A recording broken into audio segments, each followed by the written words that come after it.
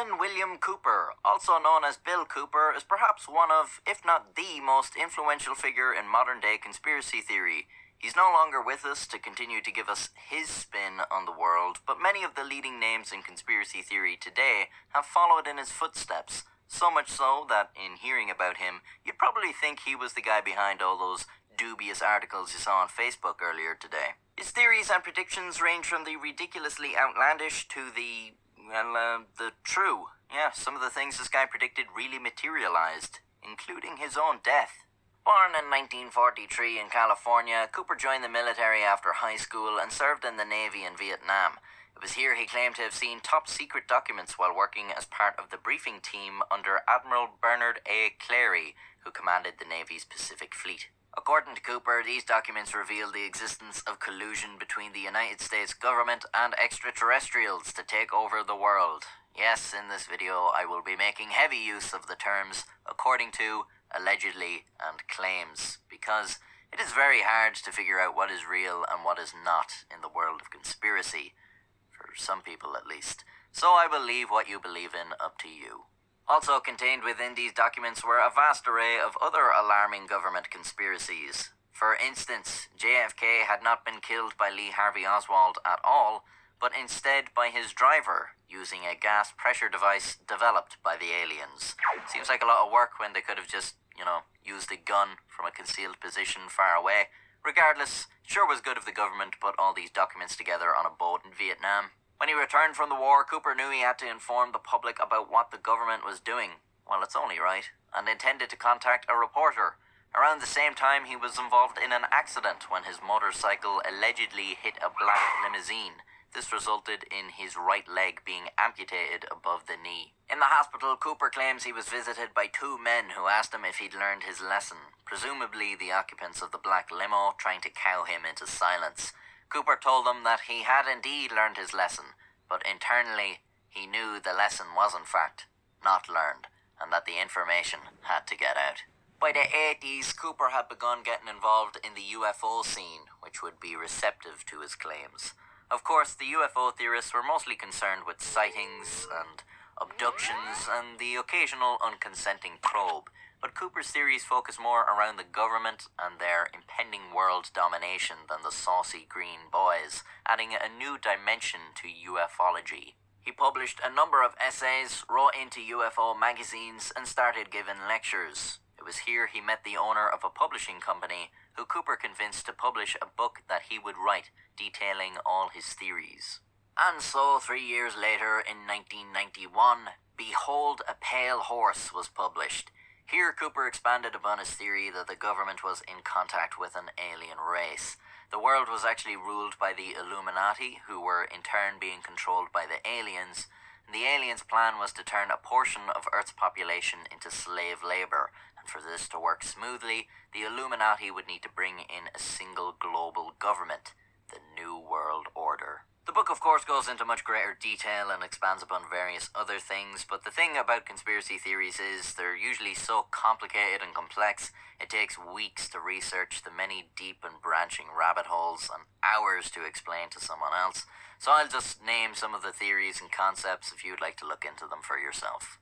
One world government, man-made AIDS, protocols of the Elders of Zion, the Bilderberg Group, the Knights Templar, Freemasons, Majestic 12, the Trilateral Commission, etc., etc. Maybe I should do a series where I look into individual conspiracies, but for this video I simply just do not have the time to go into all of this.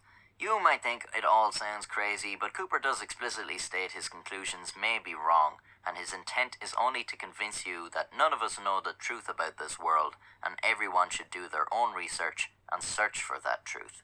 Behold a Pale Horse slowly became an underground bestseller, and Cooper began hosting a show on shortwave radio called The Hour of the Time. As the UFO scene lost popularity, Cooper began to rethink his theories on aliens, and started to suspect aliens were merely a cover story or a red herring for the Illuminati. As such, his theories became even more focused on totalitarian governments and police states.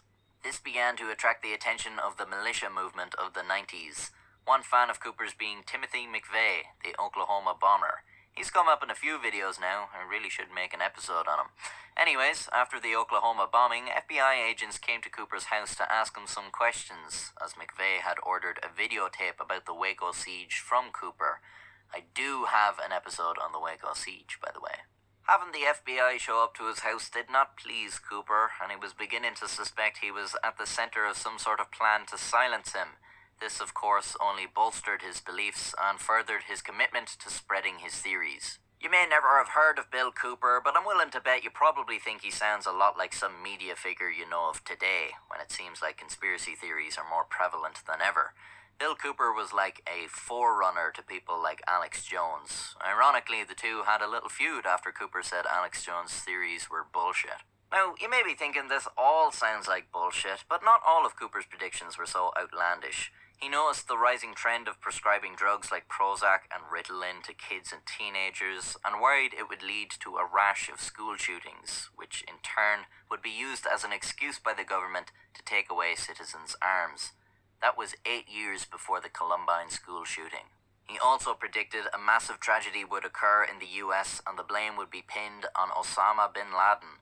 This would lead to war in foreign countries, bombing campaigns, and increased surveillance on American citizens. That was 2 months before 9/11. Maybe that means we should all seriously consider his more far-fetched theories, or maybe it means a broken clock is right twice a day.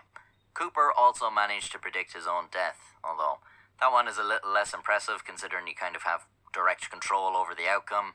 You know, you wouldn't be too amazed if I predicted I'd die a week from now, and then in 7 days I went off to play in traffic.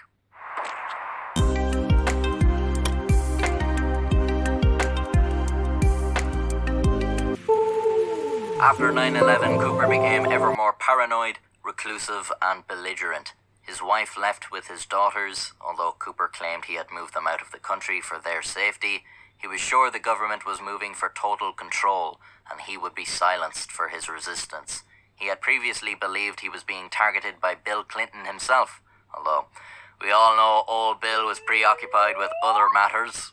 He now believed the IRS were out to get him, although this was because he didn't pay his taxes, so once again, not really a great prediction there. For his alleged tax evasion, there was a warrant out for Cooper's arrest since 1998, but he had eluded multiple attempts to serve it. Authorities sort of let him get away with it because they knew he wasn't going to go down without a fight. Cooper told his audience that he was aware he was a hunted man and that he was soon going to be shot dead. His house was on a hilltop that gave him a view of incoming vehicles, and Cooper was suspicious of anyone coming up that street. People would often drive up for the view, but Cooper would often accost them, suspecting them of spying on him or trying to intimidate him. Once he followed one of these people home and threatened them with a gun, allegedly. And this is when the authorities decided they needed to act. The sheriff's office issued a warrant for Cooper's arrest on suspicion of aggravated assault, but again, they were worried about Cooper's volatility, allegedly. In November 2001, they decided they would draw Cooper out by posing as another annoying group of people around Cooper's property, parking their car not far away and playing loud music. And sure enough, Cooper came out in his truck, but he sensed something was off, and instead of trying to shoo them away as he usually did, he turned tail. The deputies gave chase, allegedly. When he reached his driveway, Cooper got out of his truck and made for his front door, firing at the deputies and striking one in the head, mortally wounding him. The deputies fired back. Cooper was struck 9 times and killed on his doorstep, just as he had predicted. Of course, many dispute this version of events and claim Cooper was assassinated. Indeed, his death galvanized his support and cemented his legacy as a martyr.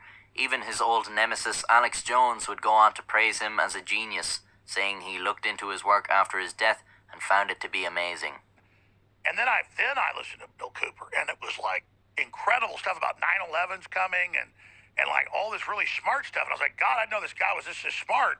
And that's the tale of Milton William Cooper. Whether you think he was a paranoid crackpot or a revolutionary is up to you. Maybe you'll go off and investigate his conspiracy theories in more depth, or maybe you'll dismiss the whole thing as nonsense. The only thing I can guarantee is both sides will somehow find something to attack me for in the comments.